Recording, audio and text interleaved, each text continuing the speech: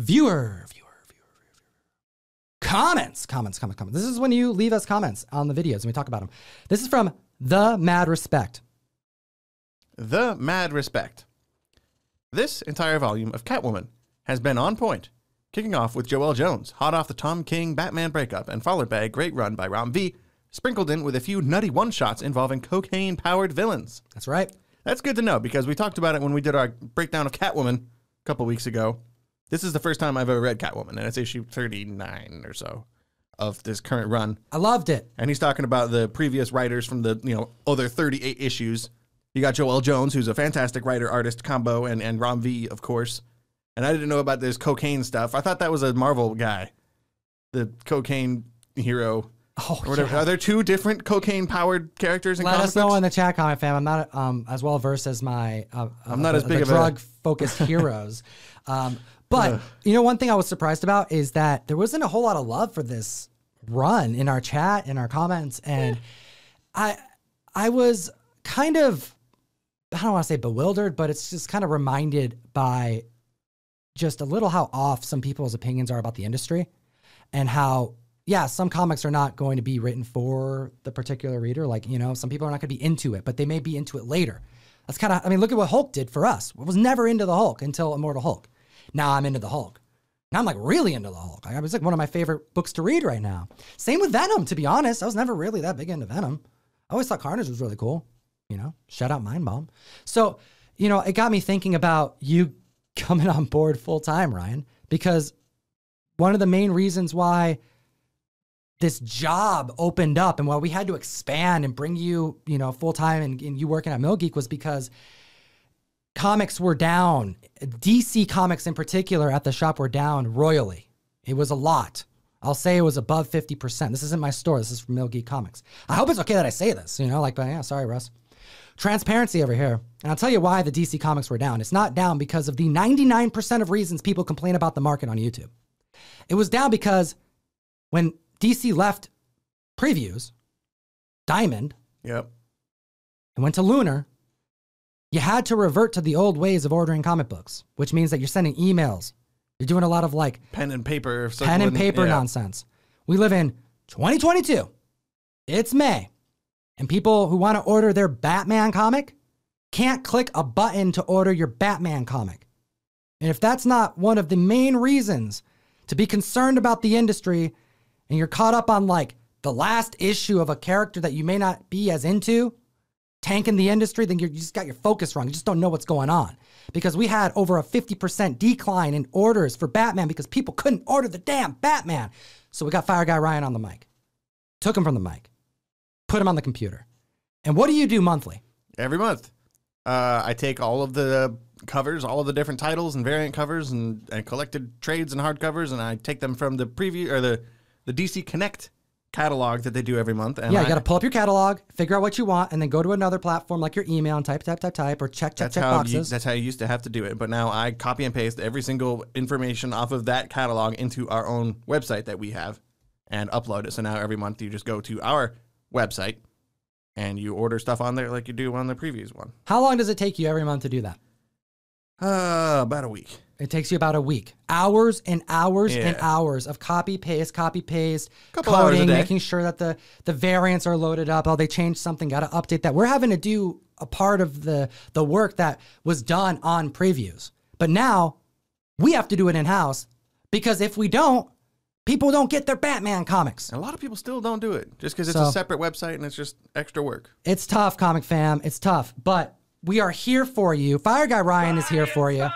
And if you want your Batman comics, you just go to MilGeekComics.com, sign up. They're going to take care of you. Look at this. We got, who is this? Seba Mill? Seba Mill. Hi, love your show. Smiley face. Could you guys please do a show about foreign books? Woo! I am selling German books on US eBay, and I can tell you demand and prices are increasing super fast. And I am honestly thinking that this is just the beginning for the foreign edition market. I like that, brother. 238. We got to talk about it. Okay, so could we talk about foreign books because foreign books are starting to become a more exciting thing to the collector's market for the first time in, ever? We've never talked about this, right, Ryan? Never once. Never once. Just kidding. We talked about foreign comics for 4 years, comic fam, and we've been telling you their time will come. And we proved it because we showed you comics, and then you guys like the comics, and that's really all it takes. You just got to experience the foreign edition. First thing you can do to like just help yourself is learn the verbiage. These are not reprints. A lot of these came out in other countries, yes, years later. And are they technically reprints of the original comic? Yes, but they are now known as foreign editions across the world. And foreign collectors call them foreign editions because they are so special. So take a look at this book. I'm holding one right here, but I took a picture of it because, you know, if you ask me to talk about foreign comics, I'm going to bring out some foreign comics. This one right here is one of my favorites in my PC. And I don't think I'm ever going to get this graded. And I'm going to show you why. This right here came out in Greece. It's a tough book. One of the reasons why it's so tough is the humidity down there. And it just, like, imagine the staples, the paper. The paper doesn't get bagged and boarded in a lot of these foreign countries. To make little tiny bags and boards for that book. It'd be really nice if we could. We probably could now, but back then it would have been even nicer if they had some type of protection. So it's tough to get these books in high grade. But this right here, you're going to see is a first appearance of Hobgoblin, ASM 238. And this right here is a very, very special double key. Because in other foreign countries, for their foreign editions, they just had what Marvel allowed them to print. You know, and they would just get comic books and they would pick and choose, put them together, you know, Marvel with Marvel books, right? This particular book is 2 comics in one. And that is why this book is so special. So outside of it being a foreign edition of the first appearance of Hobgoblin, we had randomly, by sheer happenstance, an extra book put in there. And that book was a key. So when you open this book up and you go to that last page spread, and you got to think about like the layers of coincidence. In this particular country, for this particular comic, they picked a key book, probably because the cover's so dope. Awesome. That's a win for the collectors. But they took a step further and they picked a key book that has a last page reveal of the Hobgoblin.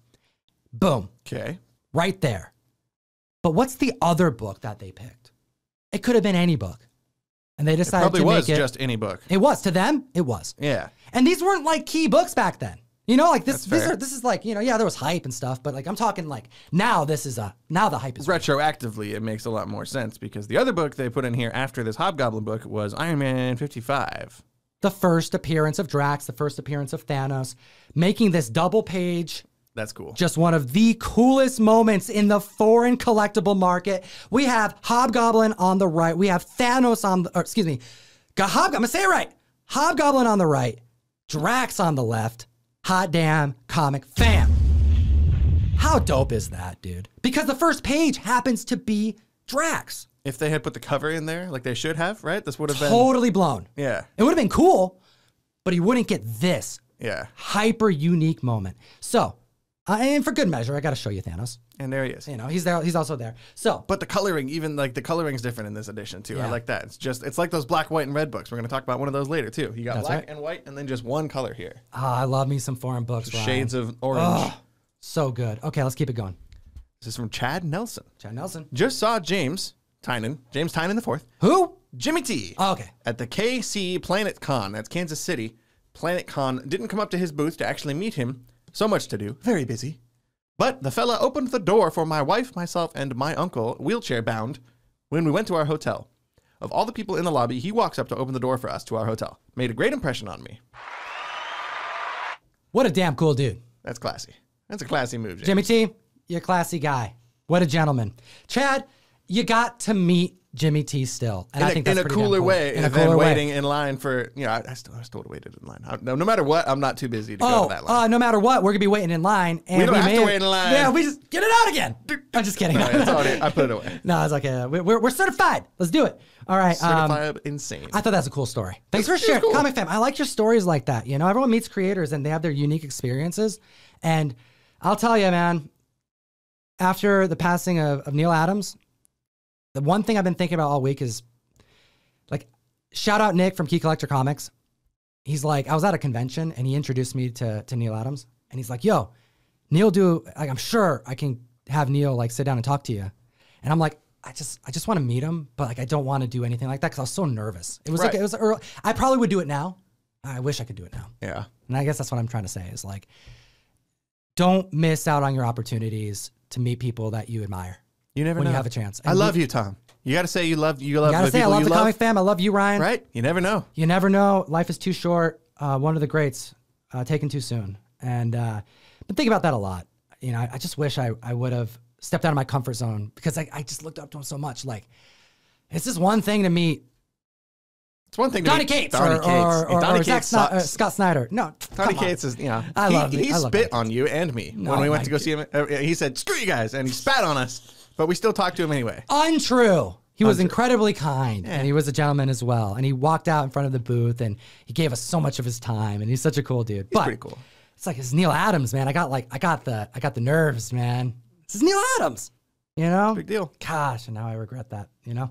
All right, Ray from Carolina. Love these reviews. I'll be waiting for all 3 issues to read, but it's tiny, so it's an automatic buy for me. He must be talking about The Closet. Holy smokes! I'm so hyped about this book.